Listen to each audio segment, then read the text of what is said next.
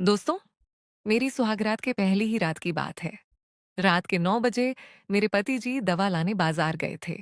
उसके बाद मेरे ससुर जी रात को मेरे कमरे में आ गए थे। जैसे ही मेरे पति बाजार से आए, वह भाग चुके थे मेरे कमरे से। जब ससुर जी मेरे कमरे में आए थे तो क्या हुआ था? आइए पूरी कहानी विस्तार से बताती हूँ।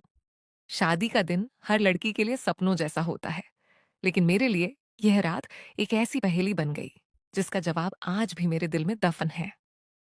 चारों तरफ शहनाइयों की गूंज अब शांत हो चुकी थी। नया घर, नए लोग और एक अजीब सी घबराहट के बीच मैं लाल जोड़े में सजी उस कमरे में बैठी थी, जो आज से मेरा होने वाला था। मेरे पति विनीत कमरे में आए और मुस्कुराते हुए बोले, आरती, तुम बहुत थक गई होगी। तुम बैठो, मैं नीचे से तुम्हारे लिए दूध और कुछ सामान लेकर आता हूँ। विनीत के जाने के बाद मैंने कमरे की भारी लाइटें बंद कर दी, क्योंकि मेरी आंखों में थकान की वजह से जलन हो रही थी। कमरे में सिर्फ खिड़की से आ रही हल्की सी चांदनी और एक कोने में जल रहे छोटे से दिए का धुंधला उजाला था। कमरे का माहौल शांत था और मैं घूंघट के पीछे अपनी ही दुनिया में खोई हुई थी। इस बड़े से पुराने पुश्तैनी मकान के उस कमरे में दो दरवाजे थे। एक मुख्य रास्ता जो आंगन की तरफ खुलता था, और दूसरा एक छोटा दरवाजा जो पीछे के गलियारे की तरफ जाता था, जिसे अमूमन बंद रखा जाता था। कुछ ही मिनट बीते थे कि पैरों की आहट सुनाई दी। मुझे लगा विनीत वापस आ गए। कमरे में अंधेरा होने के कारण मुझे सिर्फ एक साया सा नजर आया। वह साया चुपचाप मेरे करीब आकर बैठ गया। मैं शर्म के मारे कुछ बोल नहीं पाई। तभी एक भारी और धीमी आवाज गूंजी, मेरी जान, बहुत थक गई होगी। लाओ, पैरों में थोड़ा तेल लगाकर मालिश कर दूं, सारा दर्द मिट जाएगा।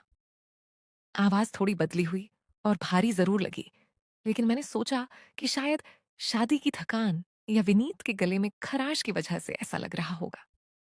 नई नवेली दुल्हन होने के नाते मैंने कोई सवाल नहीं किया। उन्होंने पास ही रखा तेल उठाया और धीरे धीरे मेरे पैरों की मालिश करने लगे। उस स्पर्श में एक अजीब सा ठहराव था। थकान के बीच वह मालिश मुझे बहुत राहत दे रही थी, इसीलिए मैं चुपचाप आंखें बंद किए सब महसूस करती रही। धीरे धीरे बात आगे बढ़ी। मालिश करते करते उनके हाथ मेरे पैरों से ऊपर उठकर मेरी कमर तक आ गए। उन्होंने हौसले से मेरी कमर को सहलाना शुरू किया। दिल की धड़कन तेज थी, लेकिन मैंने इसे अपने पति का प्यार समझा। इसके बाद उन्होंने बहुत कोमलता से मेरे चेहरे से घूंघट हटाया, मेरे गालों को छुआ और बंधे हुए बालों के जूड़े को धीरे से खोल दिया। मेरे लंबे बाल उनकी उंगलियों के बीच बिखर गए। मुझे वह सब बहुत अच्छा लग रहा था। एक अजीब सा सुकून था कि मेरे जीवन साथी मेरा इतना ख्याल रख रहे हैं। लेकिन यह सुकून कुछ ही पलों का मेहमान था। अचानक मुख्य दरवाजे पर खटखटाहट हुई। बाहर से विनीत की साफ और तेज आवाज आई, आरती, आरती, दरवाजा खोलो, मैं सामान लेकर आ गया। अंदर से कुंडी क्यों लगा ली? वह आवाज सुनते ही मेरे पैरों के नीचे से जमीन खिसक गई। अगर विनीत बाहर थे, तो मेरे पास अंधेरे में बैठा यह शख्स कौन था? मेरे दिमाग में बिजली सी कौन थी? इससे पहले कि मैं डर के मारे चीख पाती या कुछ समझ पाती, मेरे पास बैठे उस शख्स ने तेजी से अपना हाथ हटाया।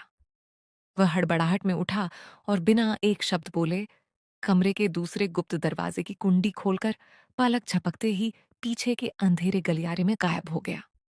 सब कुछ इतनी तेजी से हुआ कि मुझे संभलने का मौका ही नहीं मिला। मैंने कांपते हाथों से मुख्य दरवाजे की तरफ कदम बढ़ाए और कुंडी खोल दी। विनीत हाथ में सामान लिए मुस्कुराते हुए अंदर आए और बोले, अरे, इतना अंधेरा क्यों कर रखा है? उन्होंने तुरंत दीवार पर लगा स्विच दबाया और पूरा कमरा दूधिया रोशनी से नहा गया। रोशनी होते ही मेरी नजर सबसे पहले कमरे के दूसरे दरवाजे पर गई, जो आधा खुला हुआ था। और तभी उस दरवाजे के ठीक बाहर गलियारे के मोड़ पर मुझे एक परछाई दिखी। वह मेरे ससुर जी थे, जो जल्दबाजी में अपने कमरे की तरफ बढ़ रहे थे। उनके हाथ में वही तेल की शीशी थी। उन्हें देखकर मेरे होश उड़ गए। मेरे पूरे शरीर में एक सिहरन दौड़ गई।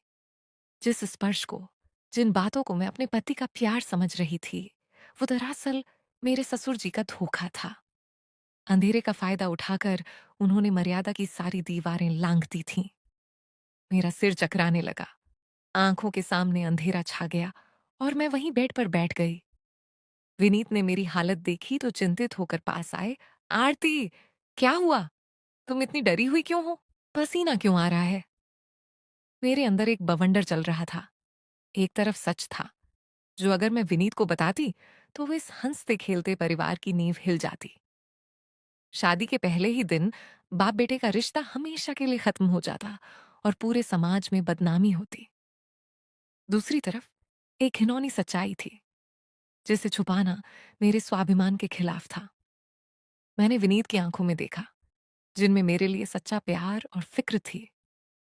मैंने एक गहरा सांस लिया, अपने आंसू रोके और जबरदस्ती मुस्कुराते हुए कहा, कुछ नहीं विनीता, बस अंधेरे कमरे में अचानक एक बिल्ली आ गई थी, जिससे मैं डर गई, और कुछ नहीं। विनीत हंस पड़े। अरे पगले, बिल्ली से इतना डर गई?